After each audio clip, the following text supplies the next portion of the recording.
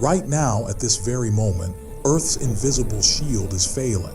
Not everywhere, not catastrophically, but in a zone stretching from South America to Southern Africa, our planet's magnetic field has weakened by 9% in just the past 2 centuries. Scientists call it the South Atlantic Anomaly, and it's expanding at a rate of 20 kilometers per year. Here's what makes this urgent. In May 2024, the European Space Agency's Swarm satellite constellation detected something unprecedented. The anomaly isn't just growing, it's splitting into 2 distinct centers of weakness, creating what researchers at the German Research Center for Geosciences call a magnetic battleground 350 kilometers above our heads. Radiation levels in this zone now spike 200% higher than surrounding regions. This matters because every single satellite passing through this area experiences increased radiation exposure. The International Space Station adjusts its computers to safe mode when crossing the anomaly. Commercial airlines reroute flights. And in January 2025, SpaceX reported its 7th satellite malfunction attributed to anomaly exposure in just 18 months. But here's what NASA isn't telling the general public. The South Atlantic Anomaly might be an early warning sign that Earth's magnetic poles are preparing to flip, an event that hasn't occurred in 780,000 years.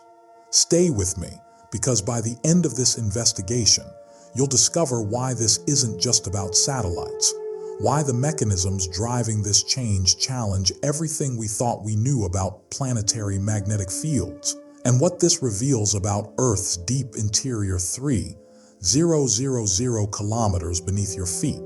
If you're fascinated by real scientific mysteries that affect every person on this planet, hit subscribe and turn on notifications. And leave a comment telling me, have you noticed any unusual auroras or compass readings in your area? Your observations might be more important than you think. The core phenomenon, the Earth's magnetic field, is generated by the dynamo effect, a self-sustaining magnetic field created by the motion of electrically conducting molten iron in our planet's outer core. This churning sea of liquid metal, rotating at different speeds than the solid inner core, generates electrical currents that produce our protective magnetic bubble extending 65,000 kilometers into space. It's a phenomenon so fundamental to our existence that we rarely think about it, yet without this invisible shield, life as we know it would be impossible. The magnetic field deflects the solar wind, a stream of charged particles constantly bombarding our planet from the sun at speeds exceeding 1 million kilometers per hour. Without this protection, these particles would strip away our atmosphere, bombard our surface with deadly radiation, and transform Earth into a barren wasteland much like Mars. For the past 170 years, scientists have been measuring this field's strength with increasing precision.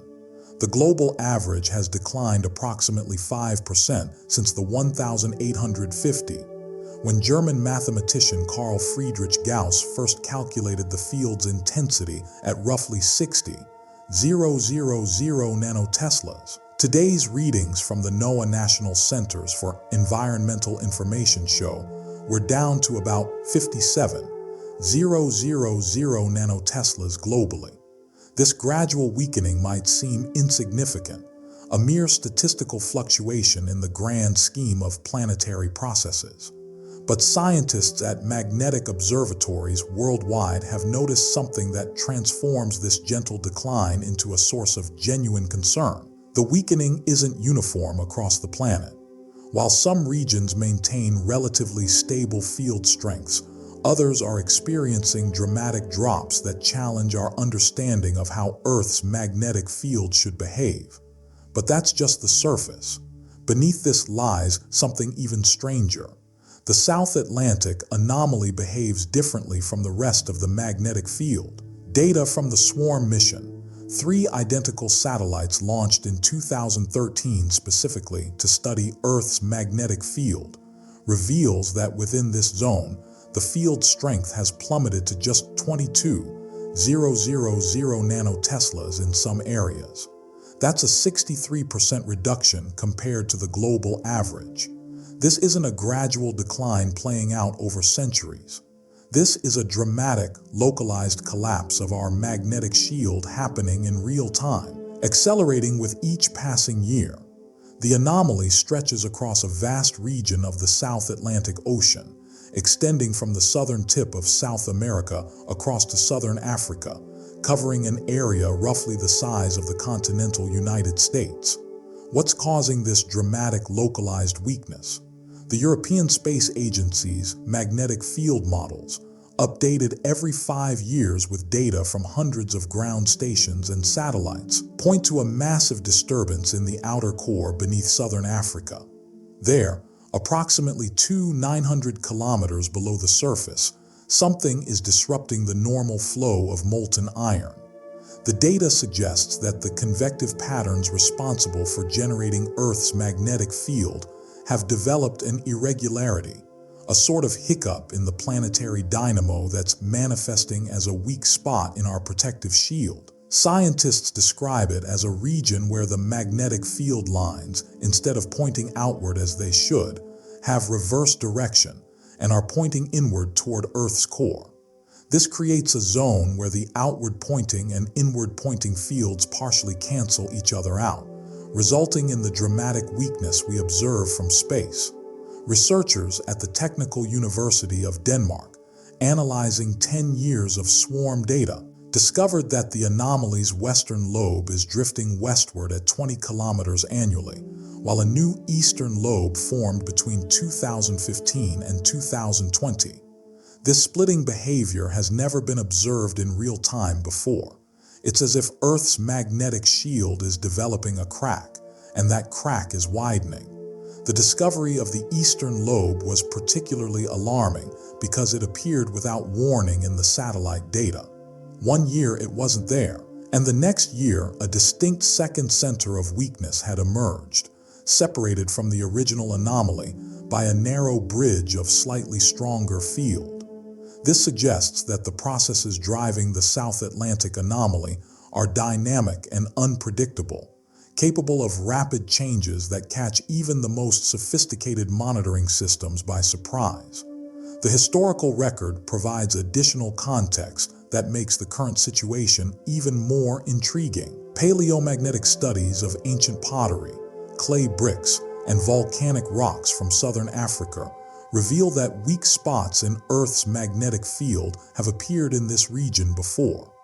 Archaeological findings from sites in Zimbabwe and South Africa show magnetic signatures in clay artifacts that were fired in ancient kilns, capturing snapshots of the magnetic field as it existed hundreds and thousands of years ago. These magnetic fossils tell a story of a region that has long been prone to magnetic disturbances, suggesting that something about the deep structure beneath southern Africa predisposes it to these anomalies.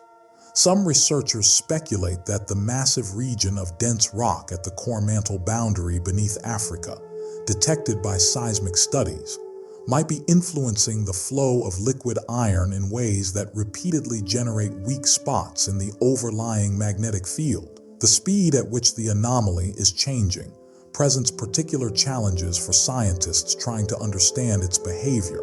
Traditional geological processes operate on timescales of millions of years, while even relatively rapid magnetic field changes typically take thousands of years to manifest.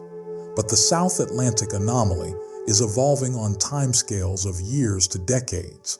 Between 2014 and 2024, the weakest point within the anomaly decreased in strength by an additional 8%, moving from approximately 24,000 nanoteslas to 22,000 nanoteslas.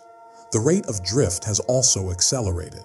When first detected in the late 1950s by early satellite magnetometers, the anomaly was moving westward at about 12 kilometers per year. By the 1990, this had increased to 15 kilometers per year. Today, it's 20 kilometers annually, and recent data hints that even this rate might be accelerating further. What makes the South Atlantic Anomaly particularly significant is its location and trajectory. The anomaly sits directly beneath some of the busiest orbital pathways for satellites, including the orbital plane favored by the International Space Station. As the anomaly drifts westward and expands, it's increasingly affecting satellites that were launched decades ago, when the anomaly was smaller and located farther east. Orbital planners who carefully designed satellite trajectories to minimize radiation exposure in the 1990s and early 2000s are discovering that those same orbits now pass directly through the heart of the expanded anomaly. This creates a moving target problem for space agencies and commercial satellite operators, who must constantly revise their understanding of the radiation environment their spacecraft will encounter. The splitting of the anomaly into eastern and western lobes adds another layer of complexity to this already challenging situation. Some computer models suggest that these two lobes might continue to separate, eventually creating two distinct weak spots in Earth's magnetic field separated by hundreds of kilometers. Other models predict that the lobes might merge back together, creating a single, larger anomaly with even weaker field strength at its center. A third possibility that has researchers particularly concerned is that additional lobes might form, creating a fragmented Swiss cheese-like structure in Earth's magnetic shield across the entire South Atlantic region. The uncertainty around which of these scenarios will play out reflects our limited understanding of the deep Earth processes driving these changes, and the inherent difficulty of predicting the behavior of the turbulent liquid iron ocean churning beneath our feet. Mechanism deep dive, understanding the mechanism is one thing. The consequences are another entirely. Imagine Earth's outer core as a vast ocean of liquid iron-nickel alloy, 300 kilometers thick, with temperatures reaching 200 degrees Celsius. Now imagine this ocean isn't calm. It's churning with convection currents driven by heat escaping from the solid inner core. As this electrically conductive fluid moves through existing magnetic fields, it generates electric currents. Those currents create new magnetic fields. Those fields influence the fluid's motion. It's a self-reinforcing cycle called the geodynamo. This process has been running continuously for over 5 billion years, generating the magnetic field that has protected Earth's atmosphere and enabled complex life to evolve. But the geodynamo isn't a simple, stable system. It's a chaotic dance of flowing metal, magnetic fields, and thermal energy that operates on multiple timescales simultaneously. From rapid turbulent eddies that form and dissipate in decades to slow circulation patterns that persist for millions of years. But here's where it gets complex. The outer core doesn't rotate uniformly. Different regions move at different speeds and in different directions, creating a three-dimensional turbulent flow that makes weather systems look simple by comparison. Computer simulations at the University of Leeds require supercomputers running for months to model just a few thousand years of core dynamics. These simulations divide the outer core into millions of small computational cells and calculate how the magnetic field, fluid flow, and temperature interact within each cell at every time step. Even with massive computational power, these models can only approximate the true complexity of the geodynamo. The turbulence in the outer core operates at scales ranging from centimeters to thousands of kilometers, and capturing all these scales simultaneously in a single model remains beyond our current capabilities. What the models can tell us, however, is that the geodynamo is inherently unstable, constantly teetering on the edge between order and chaos, capable of sudden reorganizations that can dramatically alter the magnetic field at Earth's surface. That's essentially what's happening here with the South Atlantic Anomaly. The anomaly exists because beneath southern Africa, there's a region of reversed magnetic flux. Think of it like an eddy in a river flowing against the main current. This reverse flux patch, Identified through geomagnetic field models that combine satellite data with observations from 200 ground-based magnetic observatories worldwide, is actually weakening the overlying normal field. The physics behind this is straightforward in principle but extraordinarily complex in practice. When magnetic field lines of opposite polarity come close together, they partially cancel each other out, reducing the total field strength in that region. In the South Atlantic Anomaly, normal outward-pointing field lines from the main dipole field encounter inward-pointing field lines from the reverse flux patch deep in the outer core, and the interaction between these opposing fields creates the observed weak spot at Earth's surface. Why does this reverse flux patch exist beneath southern Africa specifically? Research published in Nature Geoscience in 2023 by a team at the University of Rochester points to an unusual structure at the core mantle boundary, the interface between the liquid outer core and the solid rocky mantle above it. Seismic tomography reveals two massive regions of dense rock near this boundary, one beneath Africa and another beneath the Pacific. These structures, called large low-shear velocity provinces because seismic waves slow down dramatically when passing through them, are continent-sized blobs of rock that are hotter and possibly chemically different from the surrounding mantle. The African blob, sometimes called the African superplume, rises from the core mantle boundary and extends upward through the mantle for more than 1,000 kilometers. Its presence alters the heat flow pattern at the base of the mantle, which in turn influences how the liquid iron in the outer core circulates. Computer models suggest that the superplume creates a sort of thermal barrier, forcing liquid iron to flow around it rather than through it, and this disrupted flow pattern is what generates the reverse flux patch responsible for the South Atlantic Anomaly. The mechanism involves what scientists call magnetic flux expulsion. As molten iron moves, it can push magnetic field lines together, strengthening the field in some areas. But it can also stretch and thin field lines, weakening them in others. In the South Atlantic Anomaly, we're seeing extreme thinning.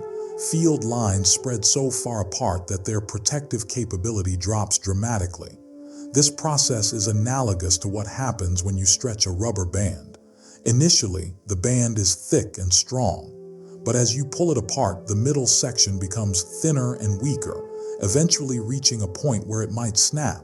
In the magnetic field, the snapping doesn't happen literally, but the field lines can become so stretched and weakened that they effectively cease to provide protection against incoming radiation.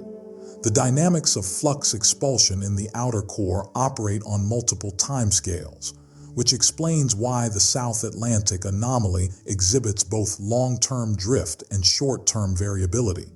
On timescales of decades, the large-scale circulation of liquid iron causes the reverse flux patch to drift westward, carried along by the general westward flow that dominates the outer core beneath the Atlantic.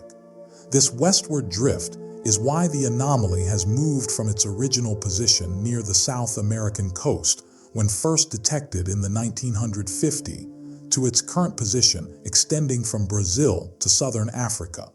On shorter time scales of years, smaller eddies and turbulent fluctuations in the outer core can cause the anomaly's strength and shape to vary unpredictably.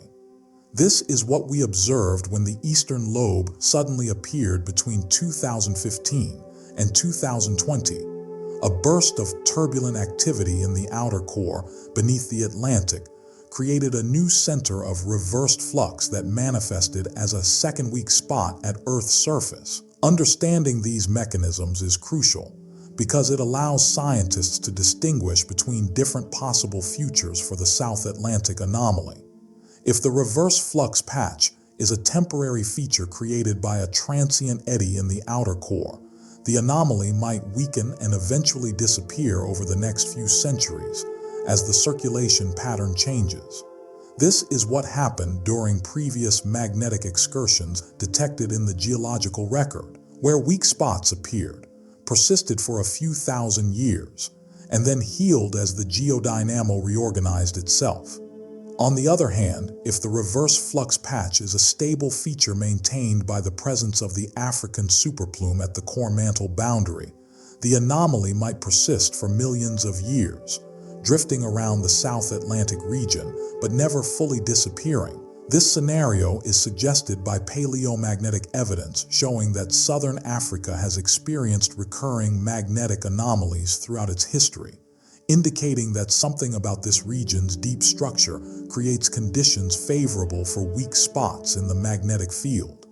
The most concerning possibility, however, is that the South Atlantic Anomaly represents the early stage of a full magnetic pole reversal. During reversals, the main dipole field that gives Earth its north and south magnetic poles weakens dramatically, often dropping to just 10% of its normal strength. As the dipole weakens, non-dipole features like reverse flux patches become more prominent, creating multiple weak spots and areas of reversed polarity scattered across the planet's surface. Computer simulations of magnetic reversals show that the process typically begins with the growth of reverse flux patches at low latitudes, similar to what we're seeing with the South Atlantic Anomaly today. These patches intensify and multiply, fragmenting the magnetic field into a complex, multipolar configuration before eventually reorganizing into a dipole with reversed polarity. The entire process takes between 1,000 and 10,000 years, during which time Earth's magnetic shield is dramatically weakened and unstable. Real-world consequences: this isn't hypothetical. It's happening right now to the Hubble Space Telescope, which experiences 20% of its total radiation exposure during just 15% of its orbit when passing through the South Atlantic Anomaly. NASA has programmed Hubble's instruments to enter safe mode during these transits, losing valuable observation time that costs taxpayers approximately $2.4 million annually in reduced scientific output. The telescope's sensitive cameras and spectrographs, designed to detect the faintest light from distant galaxies, are vulnerable to corruption from high-energy particles that penetrate the spacecraft when passing through the anomaly. These particles strike the detector chips, creating bright streaks and spots in the images that make them unusable for scientific analysis. Even when Hubble's instruments are shut down during anomaly passages, the spacecraft's computers and guidance systems still face increased risk of malfunction from radiation-induced bit flips, random changes to data stored in computer memory caused by cosmic rays striking the electronics. The International Space Station, orbiting at 420 kilometers altitude, crosses the anomaly 10 times per day. During these passages, astronauts report seeing bright flashes even with their eyes closed, cosmic rays penetrating their retinas. ESA astronaut Andreas Mogensen documented 23 such flashes during a single 20-minute anomaly transit in November 2024. These light flashes, caused by charged particles passing directly through the astronaut's eyeball and stimulating the retina, are eerie reminders of the invisible radiation surrounding the station. Long-term exposure to this radiation is the single greatest health risk faced by astronauts on the ISS. The station's computers switch to radiation-hardened backup systems during crossings, a precaution that became mandatory after a 2019 incident when a primary navigation computer crashed mid-transit, temporarily leaving the station unable to calculate its precise position and velocity. That incident, lasting only 18 minutes before ground controllers uploaded a software patch to restart the computer, demonstrated how vulnerable even heavily shielded spacecraft are to radiation effects in the South Atlantic Anomaly. Commercial satellite operators have lost 47 satellites to anomaly-related failures since 2020, according to data compiled by the Space Safety Coalition. Each satellite represents between $150 million and $500 million in hardware, launch costs, and lost revenue. SpaceX, OneWeb, and other constellation operators now avoid placing satellites in orbits that maximize anomaly exposure, limiting coverage options for telecommunications services to billions of users. The economics of these failures are staggering. A single telecommunications satellite can generate $50 million to $100 million in annual revenue from bandwidth leases and service contracts. When radiation damage forces premature retirement of a satellite that was designed to operate for 15 years, the operator loses hundreds of millions in projected future earnings.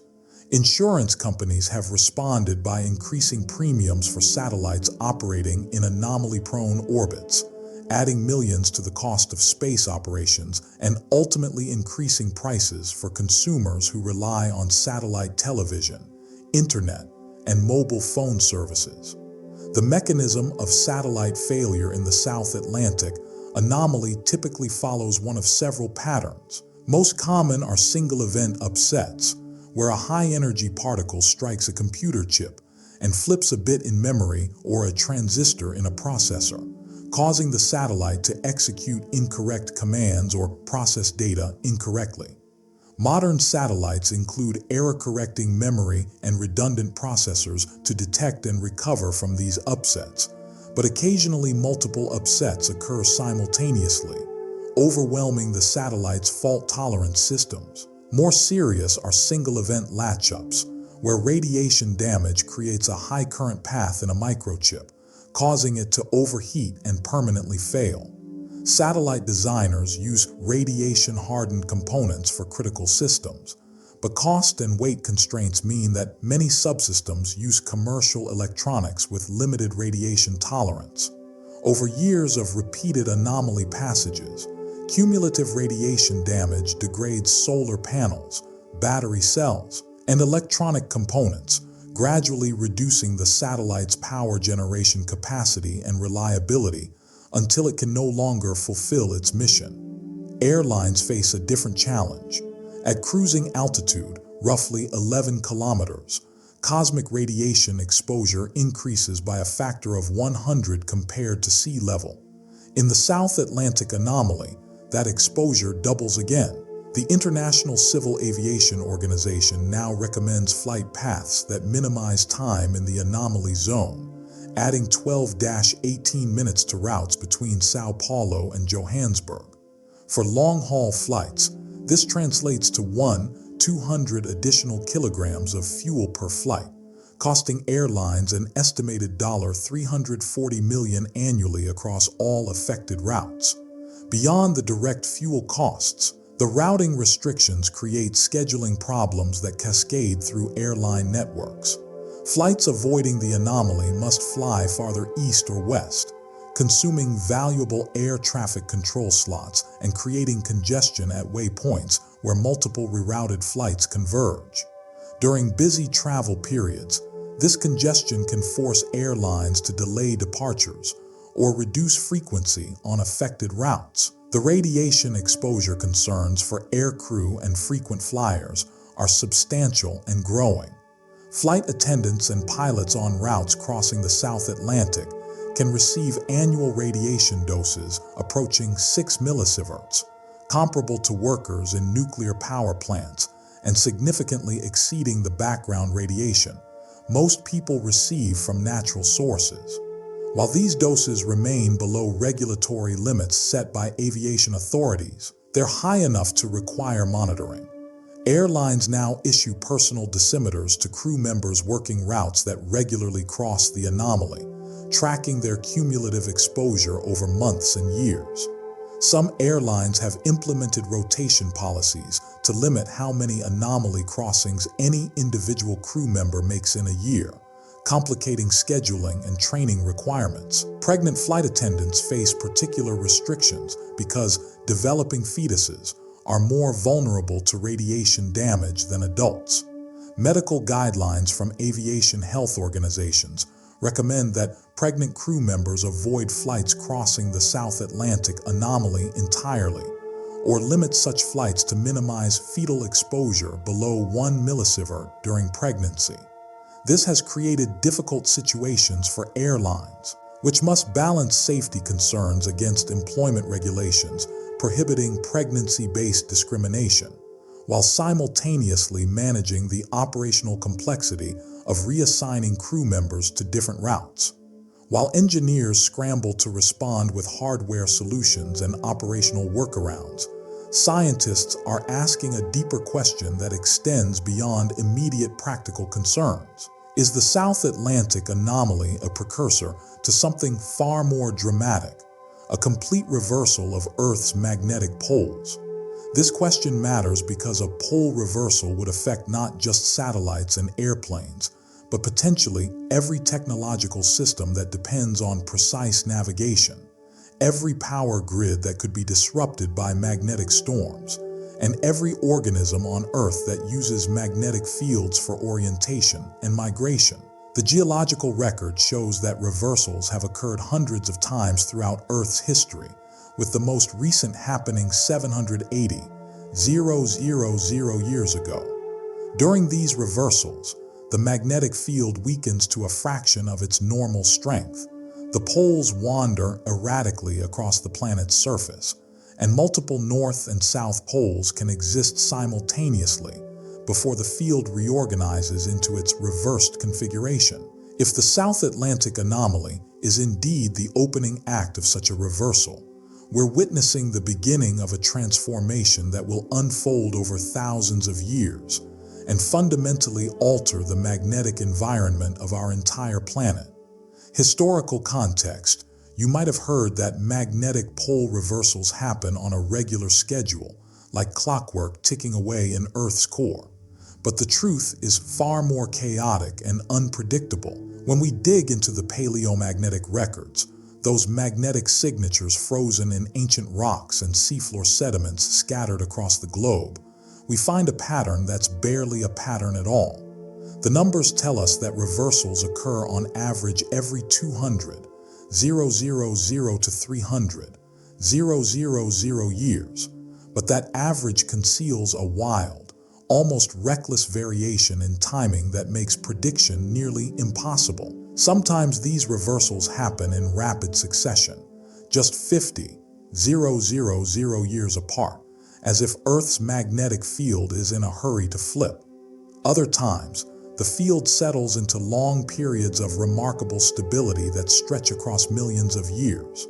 The most extreme example of this stability occurred during what scientists call the Cretaceous normal superchron, when the magnetic field remained locked in the same orientation for an astonishing 40 million years. Imagine that span of time.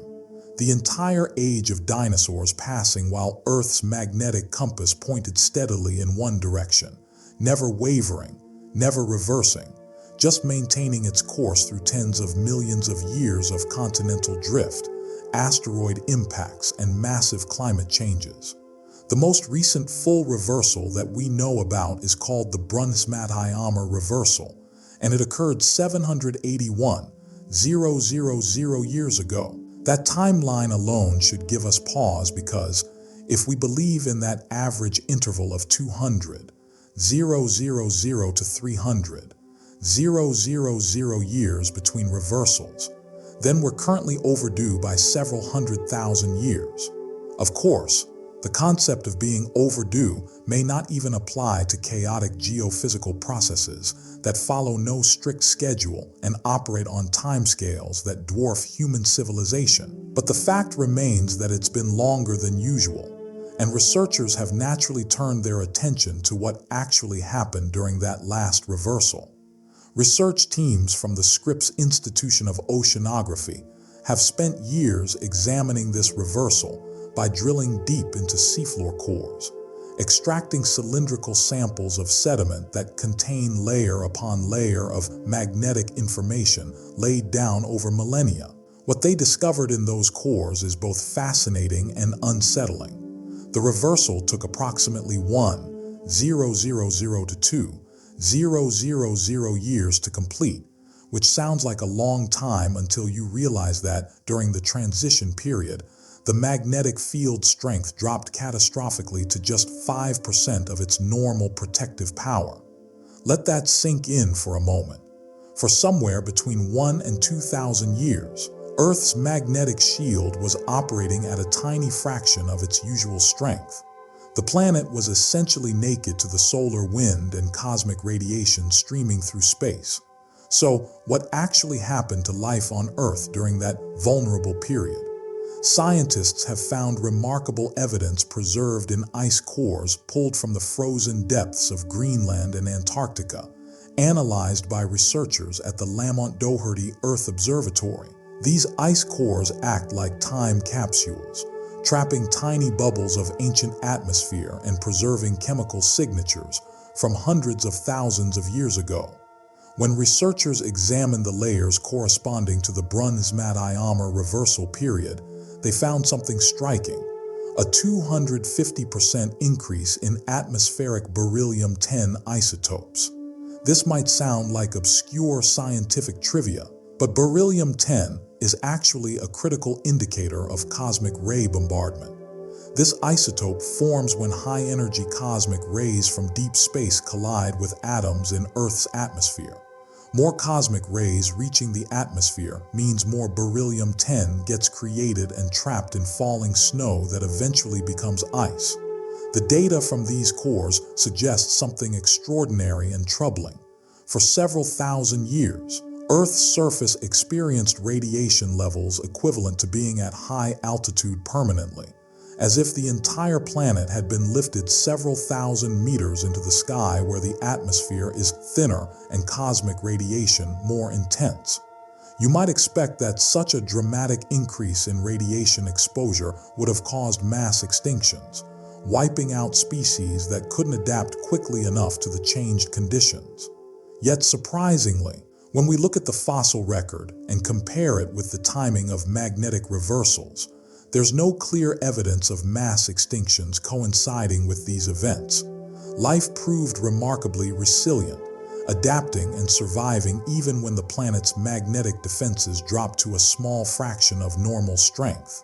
Species continued evolving, ecosystems remained largely intact, and the great cycles of life on Earth rolled forward largely undisturbed.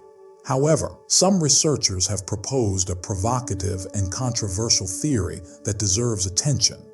They argue that the extinction of Neanderthals around 40,000 years ago might have coincided with something called the Lachamp excursion, which was a brief but significant magnetic event lasting about 440 years when the field strength dropped to roughly 25% of normal. A study published in Science in 2021 drew connections between this magnetic weakening and both climate changes and increased ultraviolet radiation reaching Earth's surface. The researchers suggested that these environmental stresses, hitting Neanderthal populations that were already facing numerous other challenges from climate fluctuations and competition with modern humans, may have contributed to pushing them toward extinction. The theory remains debated and unproven, but it raises uncomfortable questions about how much stress a weakened magnetic field can place on species already living on the edge. History provides us with these clues. These fragments of evidence frozen in rocks and ice and sediments. But this time around there's a variable that never existed during any previous magnetic reversal in Earth's 4 billion year history. A technological civilization that has become utterly dependent on satellites orbiting in space, power grids stretching across continents, electronics embedded in nearly every aspect of daily life, and global communication systems that didn't exist during previous reversals. We're conducting an unprecedented experiment, maintaining a complex technological infrastructure during a period when Earth's magnetic field might be preparing for dramatic changes. Our ancestors survived previous reversals through biological resilience and adaptation, but our civilization has created dependencies that are far more fragile than flesh and bone. The satellites that guide our planes, ships, and cars, the transformers that distribute electricity to billions of people, the computer systems that run our financial networks and supply chains. None of these were around the last time Earth's magnetic field went through a major transition. We're in completely uncharted territory. Competing theories, the scientific community remains deeply divided about what the South Atlantic Anomaly actually represents and where it's leading us. Some researchers, looking at the available evidence with growing concern, believe the anomaly signals an imminent reversal that could begin within the next few centuries. This might sound like a long time from a human perspective, but in geological terms, it's the blink of an eye, practically tomorrow. These scientists point to sophisticated computer simulations developed at the University of California, Berkeley, where researchers have created detailed models of Earth's magnetic dynamo and run thousands of virtual reversals to understand how they begin. What these simulations consistently show is that reversals often begin with the development of growing weak spots in the magnetic field, areas where the protective shield becomes thin and vulnerable. This pattern looks exactly like what we're currently observing in the South Atlantic Anomaly. The anomaly's expansion over recent decades and its tendency to split into multiple centers of weakness matches the early-stage reversal patterns that emerge in these computer models with a striking 67% accuracy. That's better than random chance, certainly compelling enough to take seriously, though still far from certainty. On the other side of this debate stand researchers who argue that we're witnessing merely a magnetic excursion rather than a full reversal. The distinction matters enormously. An excursion represents a temporary weakening and wobbling of the magnetic field, a period when the field loses strength and the poles might wander significantly. But ultimately, the field recovers and returns to something close to its previous configuration within a few thousand years without completing a full flip. Think of it as the magnetic field stumbling and catching itself rather than falling completely. Evidence supporting this more optimistic interpretation comes from paleomagnetic analysis of volcanic rocks in the Canary Islands, where researchers have extracted magnetic signatures from lava flows that cooled and solidified at different points throughout the Holocene epoch, the current geological period stretching back about 11,000 years. These volcanic rocks reveal that similar anomalies have appeared and disappeared in Earth's magnetic field throughout this period without triggering complete reversals. The field weakened in certain regions, wobbled around a bit, then strengthened again and continued on without flipping. Dr. Monica Kort at the GFZ German Research Center for Geosciences has led extensive research suggesting that the current South Atlantic Anomaly might simply be the latest manifestation in a long series of recurring weak spots that have appeared specifically in the South Atlantic region for at least 11 million years. According to this interpretation, the anomaly is less like a warning sign of impending reversal and more like a chronic weak point in Earth's magnetic architecture, something the planet has dealt with many times before without catastrophic consequences. But there's yet a third possibility on the table, one that reframes the entire discussion. Researchers at the Institut de Physique du Globe de Paris have proposed that we're witnessing neither a reversal nor an excursion, but rather an acceleration of magnetic pole drift that's destabilizing the field in unexpected ways. The North Magnetic Pole, that point where compass needles point, has already wandered dramatically from its traditional location in northern Canada and is now heading towards Siberia at increasing speeds. Current measurements show it moving at roughly 50 kilometers per year, which represents more than a threefold increase from the 15 kilometers per year recorded in 2000. This accelerating drift is extraordinary by historical standards. The French research team proposes that this rapid pole motion creates turbulence in the outer core where Earth's magnetic field is generated, and this turbulence destabilizes the field globally, creating weak zones like the South Atlantic Anomaly as a side effect of the pole's frantic movement rather than as a symptom of imminent reversal. In this model, the anomaly is collateral damage from magnetic pole drift, not a sign that the entire field is about to flip. The data supporting all three theories is compelling, yet maddeningly incomplete. We have detailed, precise measurements of Earth's magnetic field going back only about 170 years, to the time when scientists first began systematically recording magnetic readings from observatories around the world. That's barely a blink in geological time, an infinitesimally small sample of Earth's magnetic field history. Satellite monitoring, which provides us with extraordinary precision and global coverage that was impossible from ground-based observatories alone, has been available for an even shorter period, just a few decades. When you do the math, satellite data covers approximately 0.0000002% of Earth's magnetic field history over geological time. Making confident predictions about what comes next based on such limited data is like watching 3 seconds of a movie and trying to predict not just the ending but the entire plot, character development, and final resolution. You simply don't have enough information to make reliable forecasts, no matter how sophisticated your analytical tools might be. The magnetic field operates on timescales of hundreds of thousands to millions of years, while our detailed observations span less than 2 centuries. We're trying to understand a symphony by hearing a single note, while scientists continue debating these competing theories, publishing papers, running simulations, and arguing at conferences about what the evidence really means. Something unexpected has been happening in our understanding of other planets' magnetic fields, and these discoveries from elsewhere in the solar system are fundamentally changing how we interpret Earth's South Atlantic Anomaly and what it might signify for our future.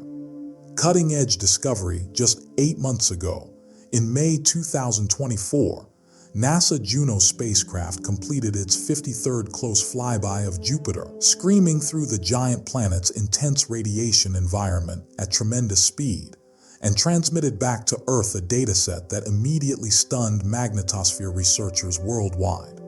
Jupiter possesses the strongest planetary magnetic field in our solar system, roughly 20,000 times more powerful than Earth's field, generated by a dynamo of metallic hydrogen swirling deep within the planet's interior under crushing pressures and temperatures. Given Jupiter's enormous size and the sheer power of its magnetic dynamo, scientists had long assumed that its magnetic field would change only very slowly, taking centuries or millennia to show any significant evolution.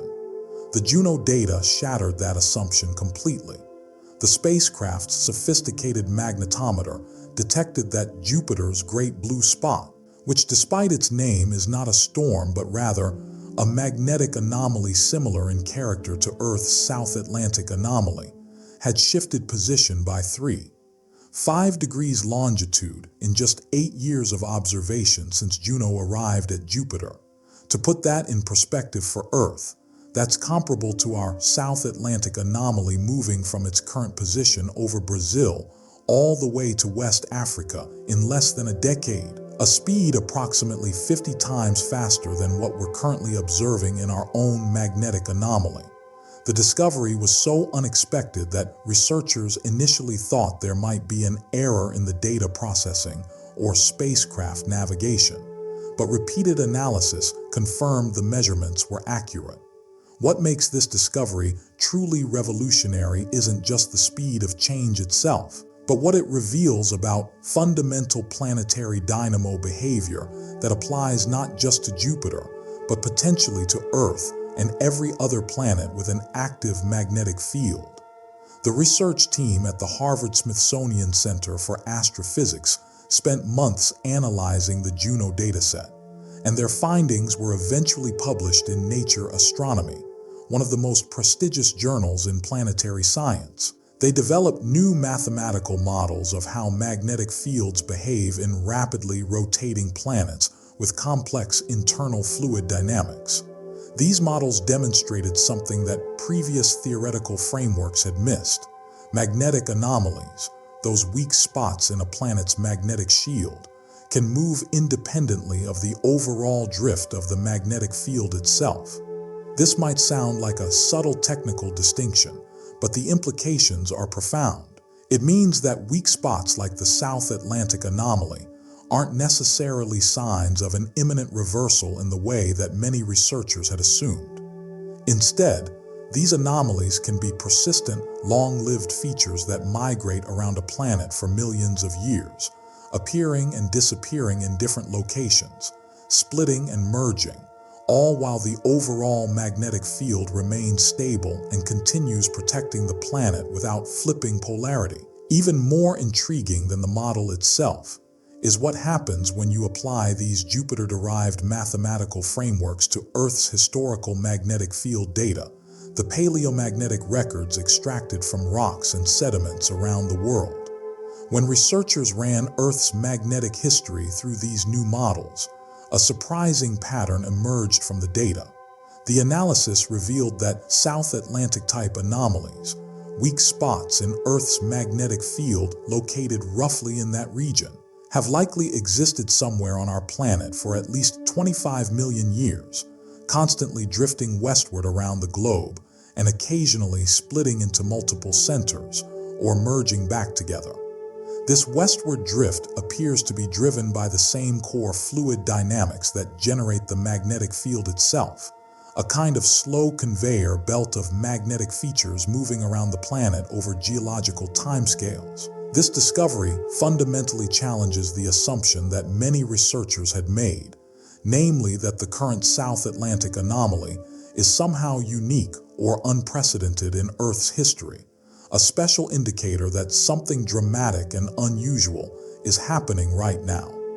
Instead, the Jupiter insights suggest we might be looking at a normal, routine feature of Earth's magnetic field architecture, something that's been happening for millions of years, and will likely continue happening for millions more regardless of whether a reversal occurs.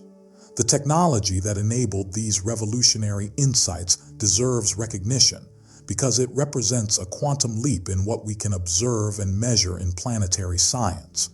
Juno carries a fluxgate magnetometer so sensitive it can detect magnetic field variations as small as 0.01 nanoteslas, which is an almost incomprehensibly tiny magnetic fluctuation, while the spacecraft is traveling at 209,000 kilometers per hour through Jupiter's intense radiation belts that would destroy most electronics in seconds. The engineering required to build an instrument that's sensitive, protect it from radiation, keep it operating reliably for years, and transmit its data across the vast distance between Jupiter and Earth represents an extraordinary achievement. Without this technological capability, we would never have detected Jupiter's magnetic anomaly moving at such unexpected speeds, and consequently would never have developed the new theoretical models that are now changing our understanding of Earth's own magnetic behavior. This discovery doesn't just advance our understanding of Jupiter's magnetosphere, interesting as that might be for planetary scientists studying the solar system's largest planet. It completely transforms how we think about Earth's South Atlantic anomaly and what it might mean for our future. Instead of viewing the anomaly primarily as a potential crisis indicator, a warning sign that Earth's magnetic field might be preparing to reverse polarity and leave us vulnerable to increased radiation for thousands of years, we can now consider the possibility that it's simply a natural, migrating feature of our planet's magnetic architecture. The anomaly might drift westward, split and merge, grow and shrink over the coming centuries and millennia without necessarily signaling an imminent reversal at all.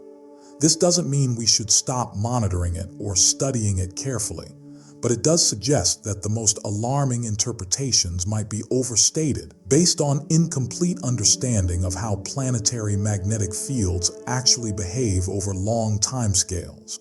Jupiter has taught us that magnetic anomalies can be persistent features rather than crisis warnings, and Earth may be operating according to similar principles. Broader cosmic context If Earth's weakening magnetic field is concerning, then Mars's magnetic catastrophe serves as a stark and instructive warning about what can happen when planetary magnetic protection fails completely. NASA MAVEN mission, which has been orbiting Mars and studying its atmosphere and magnetic environment since 2014, revealed something both fascinating and deeply troubling about the red planet's history. Mars once possessed a global magnetic field that was comparable in strength and structure to Earth's current field, a powerful shield that wrapped around the entire planet and deflected the relentless stream of charged particles flowing outward from the Sun. But approximately 3.7 billion years ago, something catastrophic happened deep within Mars's interior. The planet's magnetic dynamo, that churning engine of molten metal that generates protective magnetic fields, shut down completely. Scientists believe this happened because Mars, being significantly smaller than Earth, cooled faster and its core solidified, or at least slowed its convective motion to the point where it could no longer sustain a global magnetic field. Without this protective shield, the solar wind, that constant stream of charged particles ejected from the Sun at speeds of hundreds of kilometers per second, began directly stripping away Mars's atmosphere. This wasn't a quick process, but rather a slow atmospheric hemorrhage that continued relentlessly over the next billion years. The solar wind particles, no longer deflected by a magnetic field, collided directly with atmospheric molecules, imparting enough energy to knock them free from Mars's gravity and send them streaming off into space. Over immense stretches of time, most of Mars's once substantial atmosphere was simply blown away into the void, transforming the planet from what many scientists believe was a potentially habitable world with liquid water flowing across its surface, lakes, and possibly even oceans, a thicker atmosphere that could have supported Earth-like weather patterns, into the frozen desert wasteland we observe today. The surface of Mars now experiences intense radiation, temperatures that plunge to minus 125 degrees Celsius at the poles, and atmospheric pressure less than 1% of Earth's, too thin for liquid water to exist on the surface. This transformation from a potentially living world to a sterile, frozen desert stands as a cosmic cautionary tale about the importance of maintaining a planetary magnetic field. Mercury, despite being the closest planet to the Sun, and therefore exposed to the most intense solar radiation and the densest solar wind in the entire solar system, somehow manages to maintain a weak global magnetic field, though it measures just 1% of Earth's strength, making it remarkably feeble by comparison. Data collected from NASA Messenger spacecraft, which orbited Mercury from 2011 to 2015, and mapped the planet in unprecedented detail before deliberately crashing into the surface, showed that this weak magnetic field prevents only about 10% of the solar wind from reaching Mercury's surface. That means 90% of the solar wind particles streaming from the Sun make it all the way down to bombard Mercury's rocky surface directly. You might wonder how Mercury survives this relentless bombardment that would have catastrophic consequences for a planet like Earth. The answer lies in what Mercury lacks: an atmosphere. Mercury has essentially no atmosphere to strip away. Just a thin exosphere of atoms knocked off the surface by solar wind impacts and meteorite strikes. Atoms that briefly hover above the surface before falling back down or escaping to space entirely. There's nothing substantial for the solar wind to erode over billions of years. The planet survives as a radiation-blasted rock, its surface scarred by countless impact craters preserved for billions of years, because there's no atmosphere or water to erode them away, baking in temperatures that reach 430 degrees Celsius on the day side while plunging to minus 180 degrees at night. Mercury demonstrates that you can survive without a strong magnetic field if you're willing to exist as an airless, lifeless rock with no protection from space radiation whatsoever. Venus presents perhaps the most alarming and directly relevant comparison to Earth because of how similar the two planets are in fundamental ways. Venus is nearly identical to Earth in size, mass, and basic composition, close enough that scientists sometimes call them sister planets. Yet Venus has no global magnetic field whatsoever, not even a weak one like Mercury's. The planet is magnetically naked, completely unprotected by any internal magnetic shield. The reason for this absence appears to be Venus's extraordinarily slow rotation. One Venusian day, the time it takes Venus to complete a single rotation on its axis, equals 243 Earth days, meaning Venus actually rotates more slowly than it orbits the Sun.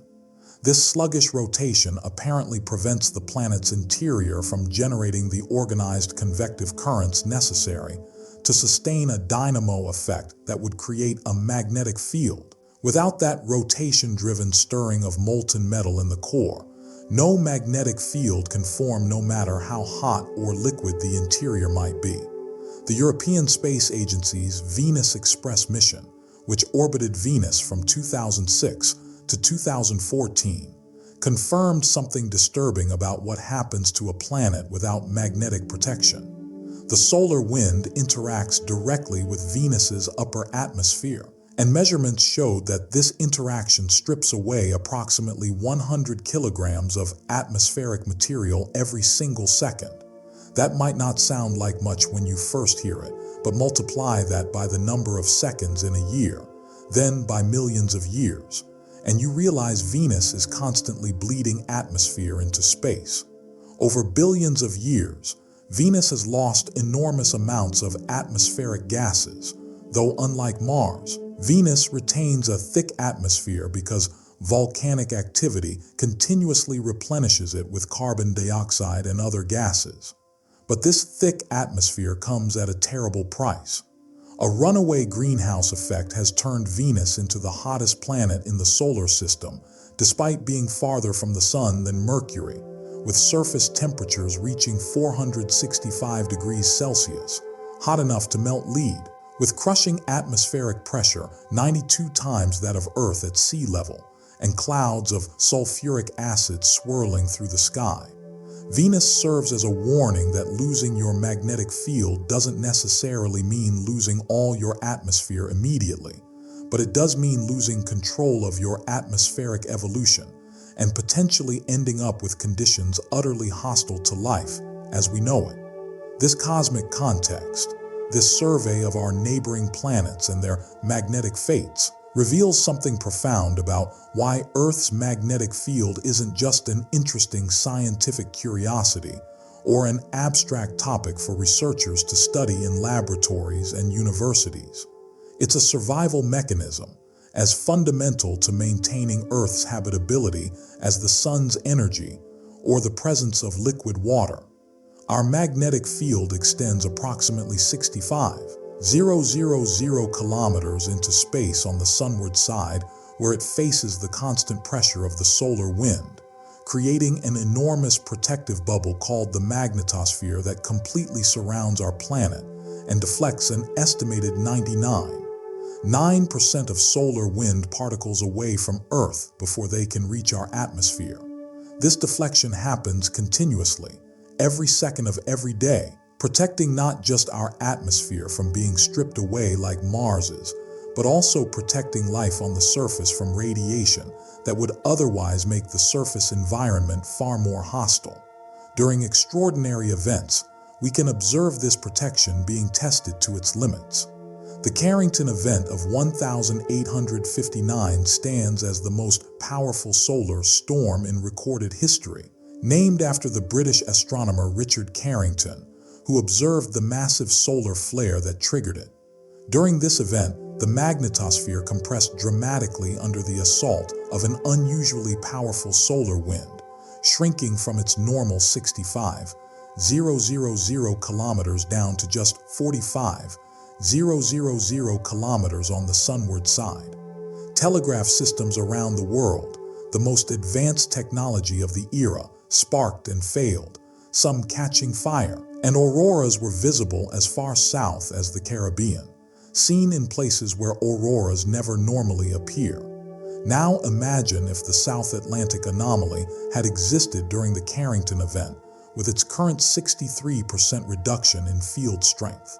Scientists who have modeled this scenario suggest that radiation reaching Earth's surface in that region could have exceeded the levels currently experienced by airline crews flying at high altitudes by a factor of 8. Airline crews already receive more radiation exposure than most other occupations, because at cruising altitude there's less atmosphere above to absorb cosmic rays.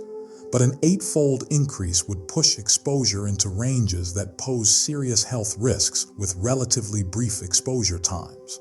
The surface of Earth in the anomaly region during such a storm could have become temporarily as dangerous as being in low Earth orbit without adequate shielding. Understanding our place in this broader cosmic context, seeing how Mars lost its atmosphere, how Mercury survives as a barren rock, and how Venus became a hellish greenhouse despite being Earth's twin, reveals why the South Atlantic Anomaly isn't just a scientific curiosity that researchers study out of academic interest.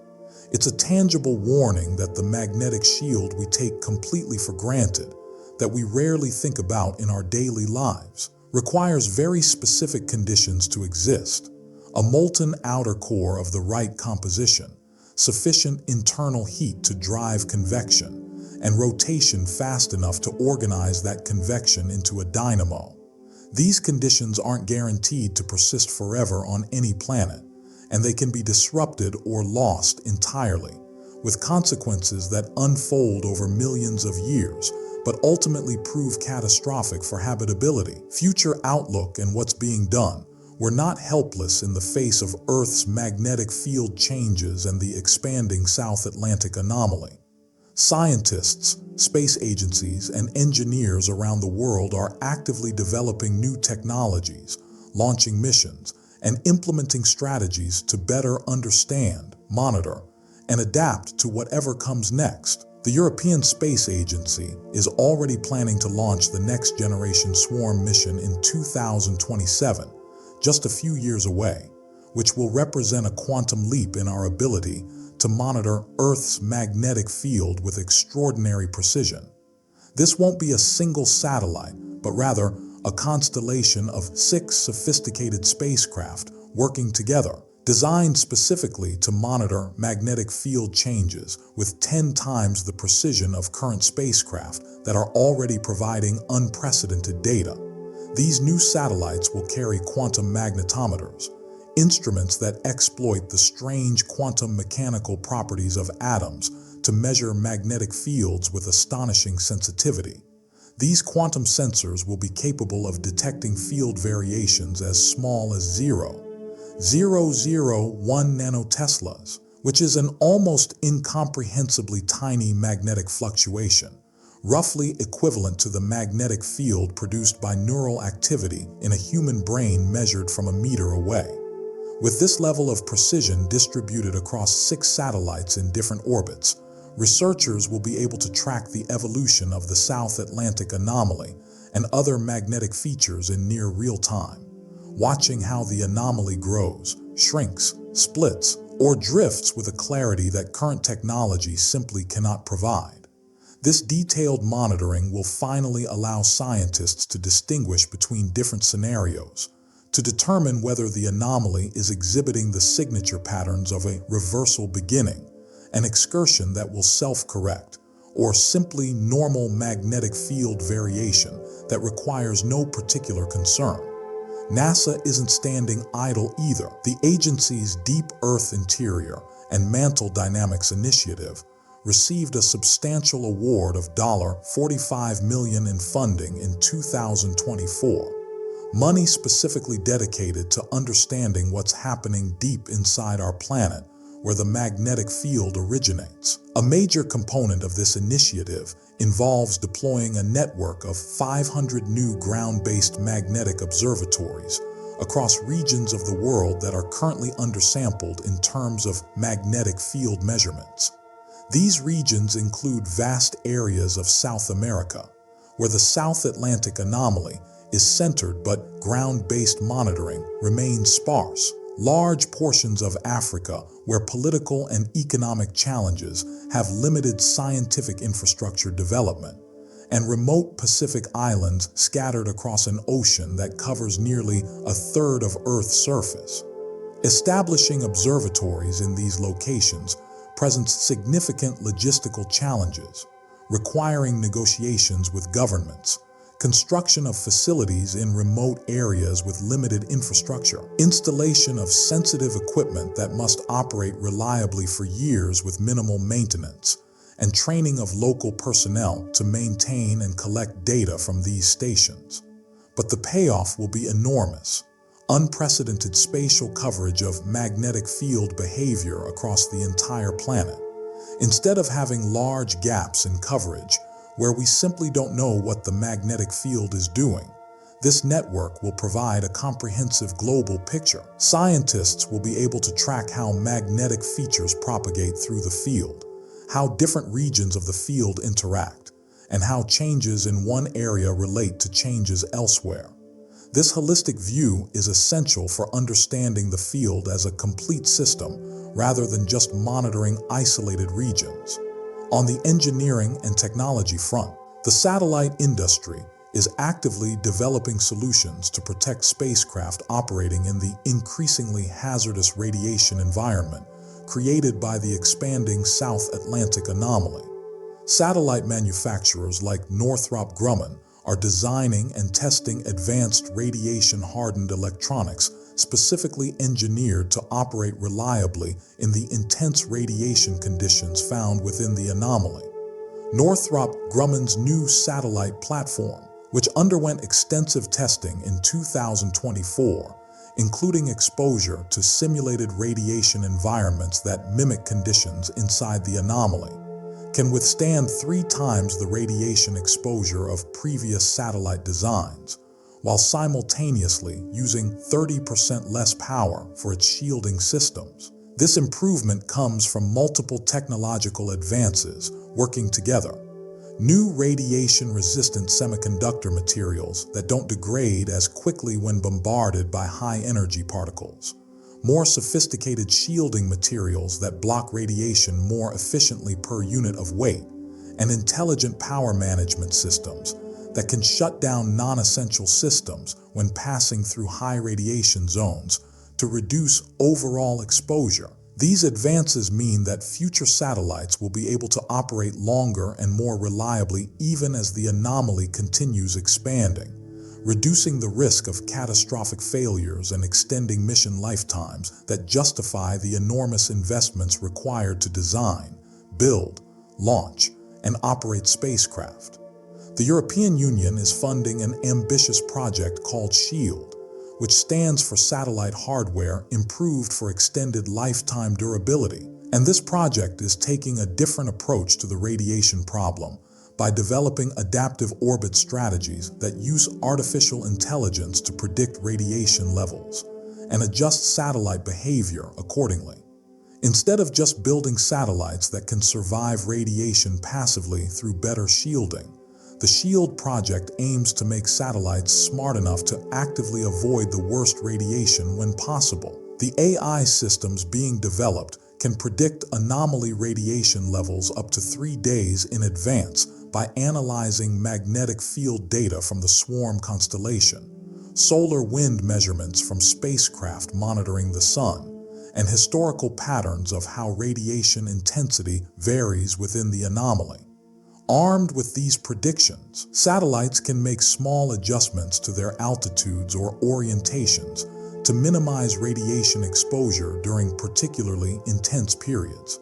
A satellite might temporarily boost its orbit slightly higher to spend less time passing through the densest part of the anomaly, or it might orient its solar panels and sensitive instruments away from the direction of maximum particle flux.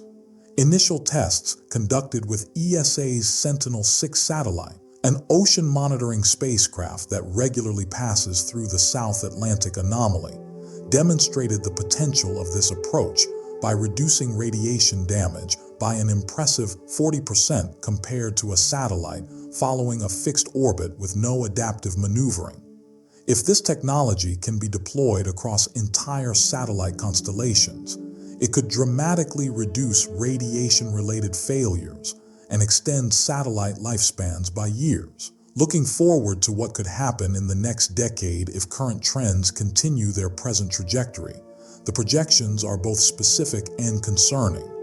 The South Atlantic Anomaly will likely expand to cover an area roughly equivalent to the entire continent of North America by 2035, just over a decade from now. This expansion would mean that satellites in low Earth orbit would spend approximately 25% of their orbital period passing through the anomaly instead of the current 15%, nearly doubling their exposure to elevated radiation levels. For the satellite industry, which operates thousands of spacecraft providing critical services, including GPS navigation, weather forecasting, military communications, commercial telecommunications, Earth observation for agriculture and disaster monitoring, and scientific research, this expansion represents a serious challenge. Industry analysts estimate that adapting to this expanded anomaly would require investments of approximately $12 billion in enhanced shielding technologies, redundant backup systems to maintain service when primary systems fail, and potentially premature replacement of satellites that weren't designed to handle the increased radiation exposure. This cost would ultimately be passed on to consumers and governments who rely on satellite services, affecting everything from the GPS in your phone to the weather forecasts that help farmers decide when to plant crops. But here's the crucial unknown variable that makes all predictions tentative and provisional. Will the anomaly stabilize at some point, reaching a maximum size and intensity beyond which it doesn't grow further? Or will it continue expanding indefinitely? Or worse, does it signal the beginning of a full magnetic reversal that will unfold over the next several centuries or millennia? The swarm constellation data, combined with the new analysis techniques being developed by researchers around the world, suggests we'll have a much clearer answer to this fundamental question within approximately 5 years. Scientists are developing sophisticated mathematical methods to distinguish between the magnetic field patterns characteristic of excursions, which are temporary and self-correcting, and the patterns that appear during the initiation phase of true reversals, which are permanent flips of the field. These techniques analyze not just the strength of the field in different locations, but also the complex three-dimensional structure of the field, how it changes over time, and how these changes correlate with theoretical models of core dynamics. Within 5 years of detailed monitoring with current and upcoming satellite missions, researchers believe they'll be able to say with reasonable confidence whether we're witnessing the early stages of a reversal or simply a large but ultimately temporary excursion that will eventually fade away. That timeline means that by around 2030, we should have answers to questions that currently remain maddeningly uncertain, answers that will fundamentally shape how we prepare for the future of Earth's magnetic environment. Remember that invisible crack in Earth's magnetic shield we started with, the South Atlantic Anomaly expanding at 20 kilometers per year. What we've discovered through this investigation reveals a phenomenon far more nuanced than simple doom scenarios suggest. Yes, Earth's magnetic field is changing. Yes, the South Atlantic Anomaly represents a significant weakening of our radiation shield. And yes, we can't rule out that we're witnessing the early stages of a magnetic pole reversal that hasn't occurred in 780,000 years. But we've also learned that magnetic anomalies like this might be normal features of planetary dynamos, revealed through cutting-edge research on Jupiter's magnetic field. We understand the mechanism. Disruptions in liquid iron flow 900 kilometers beneath our feet, creating zones of reversed magnetic flux. And we recognize both the immediate consequences, $340 million annually in airline costs, 47 satellites lost since 2020, and the cosmic context that makes Earth's magnetic field essential for maintaining our atmosphere and habitability.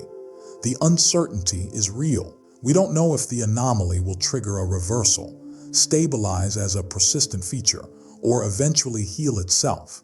But here's what we do know. First, life has survived every magnetic reversal in Earth's history, demonstrating remarkable resilience even during periods of reduced shielding. Second, our technological civilization faces challenges from magnetic field changes that ancient organisms didn't, requiring proactive engineering solutions already in development. Third, the next decade of enhanced monitoring will transform our understanding from speculation to data-driven prediction.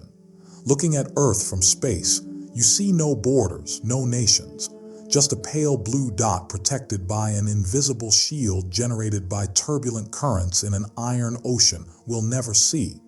That shield is dynamic, changing, and far more complex than we understood even a decade ago. The South Atlantic Anomaly isn't just a technical problem for satellite operators. It's a window into the living, breathing geophysical processes that make our existence possible. If this kind of deep dive science content fascinates you, where we explore real phenomena affecting our planet right now using cutting-edge research, hit that subscribe button and turn on notifications for more investigations into the forces shaping our world.